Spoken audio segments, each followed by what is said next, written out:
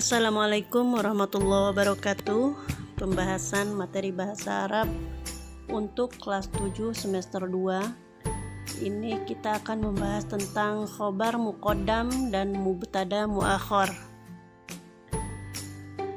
Pada dasarnya mubtada berada di awal kalimat dan letak khobar berada di akhir kalimat setelah mubtada. Untuk lebih lanjut, kalian bisa melihat bagaimana itu mubtada dan khobar pada video ini. Jika kalian lupa, silahkan disimak baik-baik videonya. Dari biasanya mubtada itu berada di awal dan khobar itu berada di akhir. Namun ada kalanya mubtada diletakkan di akhir kalimat, begitu juga khobar diletakkan di awal kalimat. Pada pola terbalik tersebut, maka dinamakan khobar muqaddam dan mubtada muakhar.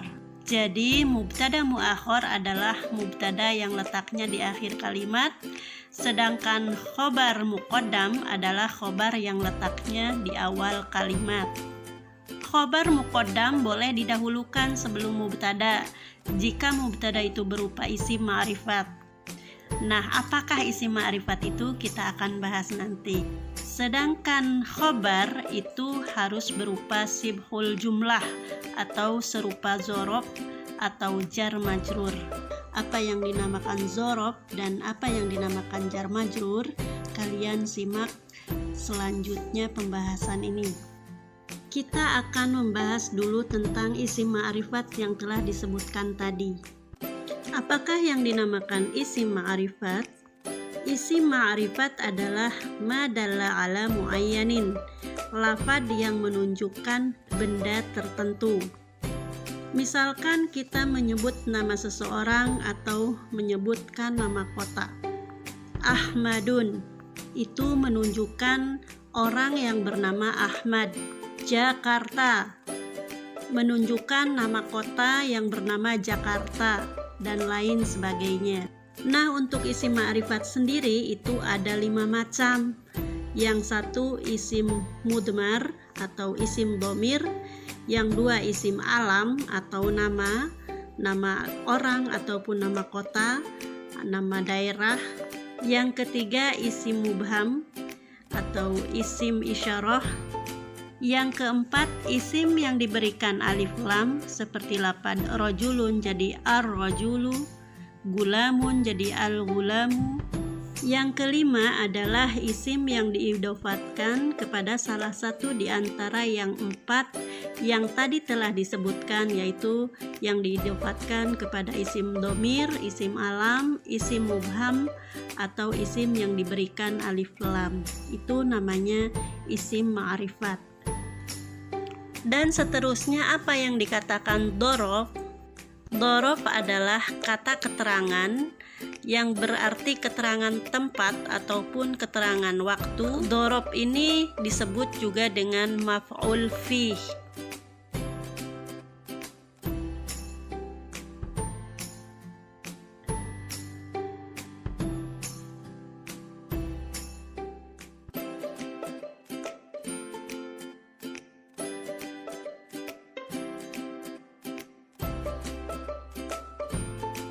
Selanjutnya yang dinamakan dengan jar majrur adalah huruf-huruf jar atau yang disebut juga huruf khofad. Itu adalah huruf-huruf yang membuat kata benda atau isim menjadi majrur. Dalam hal ini kalian bisa lihat video yang ini. Kalian simak baik-baik videonya untuk pembahasan jar dan majrur. Nanti kita dalam pembahasan khobar muqaddam dan mubtada muakhar ini, jika contohnya menemui huruf yang bertanda jar dan majrur, kita akan membahasnya sekaligus. Kita lihat contoh sebagai berikut. Ini adalah contoh susunan khobar muqaddam dan mubtada muakhar dari beberapa pola. Dalam contoh ini terdapat susunan khobar muqaddam yang terdiri dari dhorof atau jar majrur, sedangkan mubtada muakharnya terdiri dari na'at atau kata sifat. Contoh pertama, fi ghurfatil julus mindodatun qasiratun. Yang menjadi khobar muqaddam adalah fi ghurfatil julus.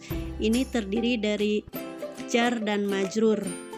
Huruf jarnya adalah fi, sedangkan setelah fi itu dinamakan majrur, yaitu ghurfatil julus. Yang menjadi mubtada muakhornya adalah mindodatun qasiratun.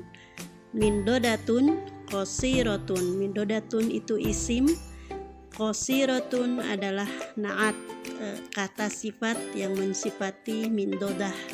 Contoh yang kedua, amamal fasli ustadzun mahirun. Amamal fasli itu adalah sebagai khobar muqaddam yang terdiri dari dzaraf makan, amamal fasli di depan kelas, sedangkan mubtada muakhornya adalah ustadzun mahirun, terdiri dari na'at dan man'ut. Na'at adalah kata sifat, sedangkan man'ut adalah yang disifati, yaitu ustadzun.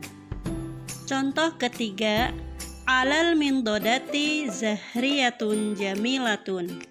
Alal mindodati sebagai khobar muqaddam yang terdiri dari jar majrur. Huruf jarnya adalah a'la, al-mindodati adalah majrur, sedangkan mubtada muakhornya adalah zahriyatun jamilatun. Sama, terdiri dari na'at dan man'ut, kata sifat dan isim yang disifatinya. Contoh keempat, waro al-bait hadiqatun jamilatun. Waro al-bait itu sebagai khobar muqaddam yang terdiri dari dzaraf makan. Waro'a, dzaraf makan. Al-bait adalah tempat yang ditunjukkan. Sedangkan mubtada muakhornya adalah hadiqatun jamilatun, terdiri dari na'at dan man'ut. Sama seperti yang sebelumnya. Nah, itu adalah contoh-contoh khobar muqaddam dan mubtada muakhor. Tentu saja ada hal-hal yang disyaratkan kenapa mubtada itu harus diakhirkan dan khobar itu harus didahulukan. Tidak seperti biasanya yang disebut mubtada adalah harus diawalkan dan khobar harus mengikuti mubtada. Ada beberapa syarat khobar harus didahulukan dari mubtada, yaitu sebagai berikut. Syarat-syarat khobar harus didahulukan atas mubtada.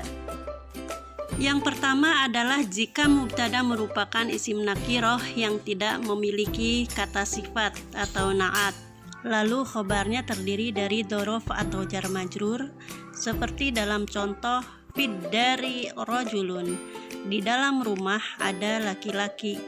Kenapa khobar ini wajib didahulukan? Alasannya karena khobar diakhirkan, umpamanya menjadi rajulun fiddari. Kalimat fiddari ini mengesankan na'at atau sifat untuk kata rajulun. Artinya pun seolah-olah menjadi laki-laki yang ada di rumah. Sedangkan jika dalam contohnya seperti yang telah disebutkan tadi, fil ghurfatil julus mindodatun qasiratun, ada ustadzun mahiratun, zahriyatun jamilatun, dan hadiqatun jamilatun. Ini seperti contoh yang telah disebutkan tadi, itu terdiri dari na'at dan man'ut, maka ini tidak wajib untuk diakhirkan mubtadanya. Artinya mubtada tidak selalu harus diakhirkan, boleh mubtada itu didahulukan seperti awalnya. Dengan kata lain, tidak wajib mendahulukan khobar atas mubtada karena mubtadanya terdiri dari na'at dan man'ut. Ada yang disifati. Syarat yang kedua adalah jika khobar itu berupa kata tanya atau ismul istifham. Maksudnya adalah jika khobar terdiri dari isim istifham atau diidofatkan pada isim istifham. Contohnya, ainal bab, di manakah pintu itu? Atau kaifa haluka, bagaimana kabarmu? Kata aina dan kaifa itu adalah merupakan isim istifham yang berkedudukan sebagai khobar, yang wajib didahulukan dengan alasan karena kata atau isim istifham yang diidofatkan kepada lafaz tersebut itu pasti harus ada di awal kalimat. Itulah syarat kenapa khobar harus didahulukan. Sebenarnya syarat ini ada 4 untuk khobar kenapa harus didahulukan menjadi khobar muqaddam dan mubtada muakhar. Ada 4, yang ketiganya adalah jika mubtada itu terdapat dhamir yang kembali kepada khobar. Dan syarat yang keempat adalah khobar yang merupakan isim yang diperuntukkan hanya untuk mubtada. Namun syarat ketiga dan keempat ini tidak akan dibahas di sini. Kita hanya membahas tentang 2 syarat tadi untuk kebutuhan kurikulum di dalam pembelajaran materi bahasa Arab untuk kelas 7 semester 2 ini. Ini adalah untuk latihan kalian. Ubahlah susunan menjadi kalimat di bawah seperti dalam contohnya 1 sampai 5.